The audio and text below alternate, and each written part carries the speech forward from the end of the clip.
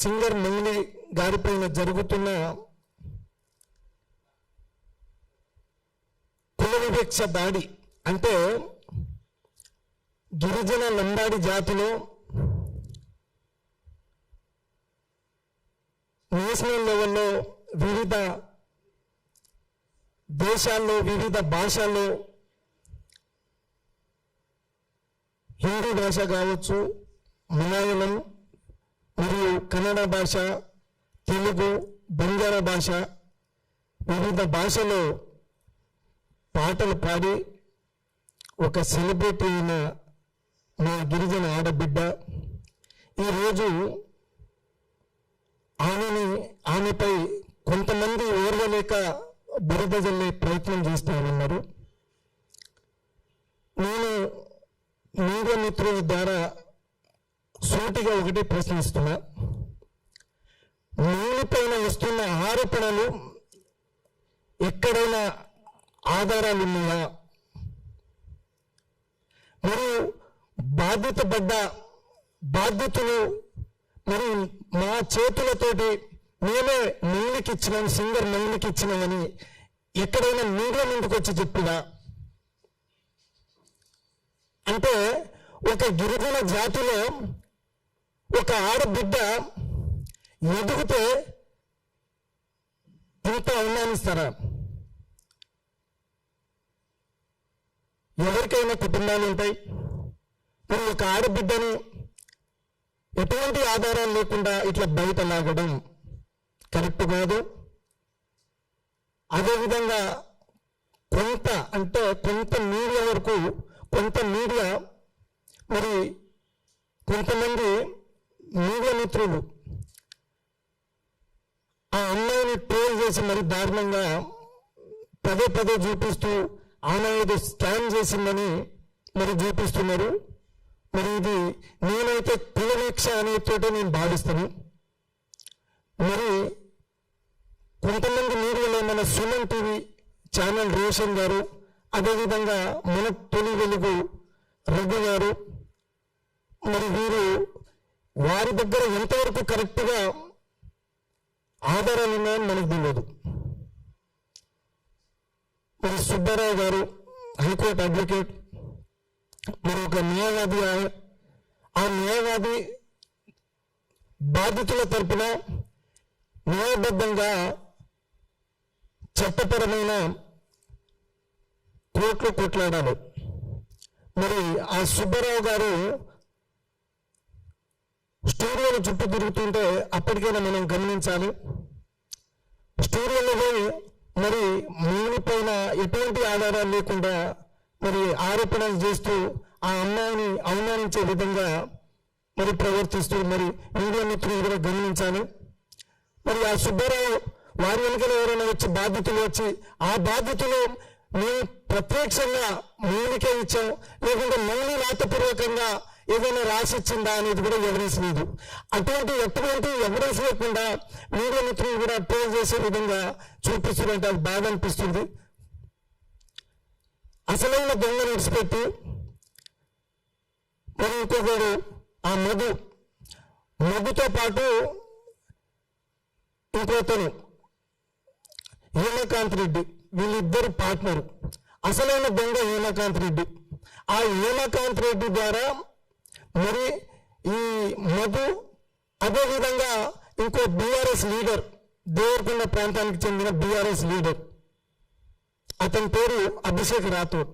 వీళ్ళు ముగ్గురు మన ఇక్కడ జహీరాబాద్ నారాయణఖేడ్ దగ్గర 40-50 ఎకరాలు వెంచర్ చేసుకొని అక్కడ కొంతమంది సభ్యులుగా ఏర్పరచుకొని మరి ఈ మంగ్లీ వాళ్ళ తమ్ముడు శివ వారి ద్వారా పరిచయం. అది ఏ విధంగా పరిచయం అంటే మా నల్గొండ ప్రాంతానికి ఒకసారి ఈవెంట్కి వచ్చినప్పుడు ఆ మంగ్లీ కార్యక్రమాలు మొత్తం శివ గారు చూసుకునేటోను.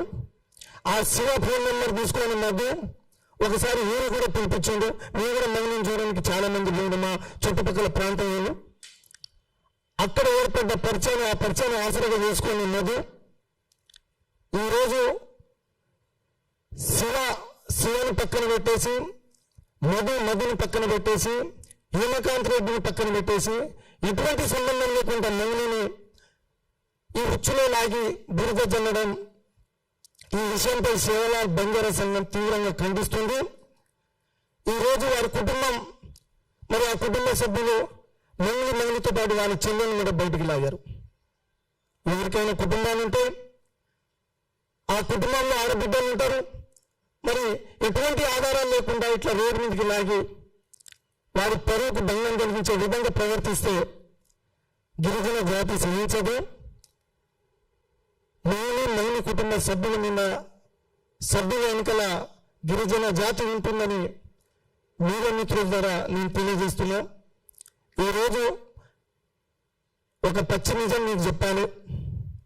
దాదాపు క్రిప్టో కరెన్సీ అనేది పేరుతోటి అధిక వడ్డీ ఆశ చూపించి ఈ బాలాజీతో మొదలైన వ్యవహారం, బాలాజీతో పాటు మధుతో పాటు ఇంకొకరు అట్లా చైన్ సిస్టమ్ లెక్క నల్లగొండ దేవరకొండ ప్రాంతంలో దాదాపు 1000 కోట్లు స్కామ్ చేశారు, 1000 కోట్లు వసూలు చేశారు, 1000 కోట్లు వసూలు చేశారు. బాధితులు దాదాపు 5,000 మంది బాధితులు ఉన్నారు. నల్లగొండ ప్రాంతానికి చెందిన వారే అందరూ 99% గిరిజన జాతి బిడ్డలే. రైతులు, ఆటో డ్రైవర్లు, 20 నుంచి 35 సంవత్సరాల లోపు యువకులే 15 రూపాయల నుంచి 20 రూపాయలు వడ్డీ ఆశ చూపించి నల్లగొండ ప్రాంతంలో 3-4 ఆత్మహత్య చేసుకున్నారు. మళ్ళీ ఆ రోజు బాలాజీ నాయక్ గారు అక్కడున్న నల్గొండ ప్రాంతానికి ఉన్న మంత్రి కోమటిరెడ్డి వెంకటరెడ్డి పేరు చెప్పారు. అదేవిధంగా స్థానిక ఎమ్మెల్యే బాలునాయక్ గారు పేరు చెప్పారు, జానారెడ్డి గారి పేరు చెప్పారు.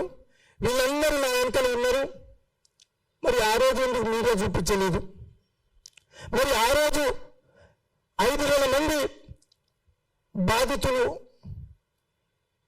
మరి బాధపడ్డప్పుడు, 3-4 చనిపోయినప్పుడు మరి రాజకీయ నాయకులు ఎందుకు స్పందించలేదు?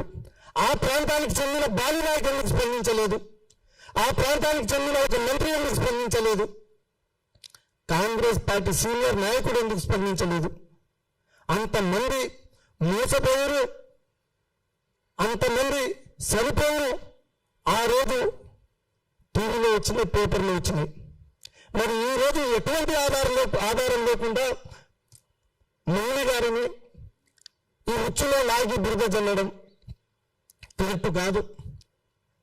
నేను ఒకటే హెచ్చరిస్తూ ఉన్నా, ఈ ఉమాకాంత్ రెడ్డి మరి సుబ్బారావు, అదేవిధంగా మన తొలి వెలుగు ఛానల్ రఘు గారు, సుమన్ టీవీ రిపోర్టర్, నేను ఒకరే హెచ్చరిస్తూ ఉన్నా, ఆ కుటుంబ సభ్యుల్లో ఎవరికి ఏమైనా జరిగినా మీరే బాధ్యత వహించాలి. ఎందుకంటే ఎటువంటి ఆధారాలు లేకుండా మీరు ఇట్లా చూపించడం అది మీ పొరపాటు, అది తప్పది. తర్వాత మళ్ళా మిగతా మీడియా వాళ్ళు చూపిస్తారు, వాస్తవాలు తెలుసుకొని చూపిస్తారు, వాస్తవాలు మాట్లాడుతారు. మరి మీరెందుకు ఆ అమ్మాయిని టార్గెట్ చేసుకున్నారు? మీరెందుకు ఆ అమ్మాయిని ట్రోల్ చేస్తున్నారు? ఒక గిరిజన బిడ్డ అనా?